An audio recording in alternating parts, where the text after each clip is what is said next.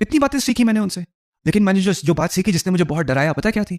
उसमें से तकरीबन 50-60 बच्चियों ने एक ही सवाल पूछा, what do you do if you feel alone? मैं फैमिली में तो हूँ, मेरे पेरेंट्स तो हैं, मेरी बहन तो है, लेकिन मुझे लगता है मैं हमेशा अकेली हूँ, मुझे लगता है मेरे साथ कोई भी नहीं है, तो मैं क्या करूँ?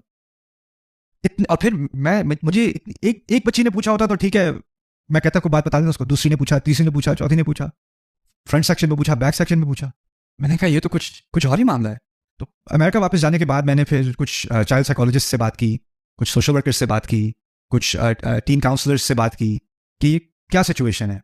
तो एक्चुअली बात सामने आई कि अब हम इस दौर में हैं, जैसे जैसे सोशल मीडिया बढ़ता गया है ना, टीनेजर्स में, कम उम्र के बच्चों में एंग्जाइटी, डिप्रेशन और एक्सट्रीम लोनलीनेस, यानी अपने आप को अकेला समझना कि किसी को मेरी बात समझ नहीं आती, कोई मुझे नहीं समझ सकता, मैं अब बिल्कुल आइसोलेट हो गई हूँ या आइसोलेट हो गया हूँ, उसकी फीलिंग्स बढ़ती चली गई।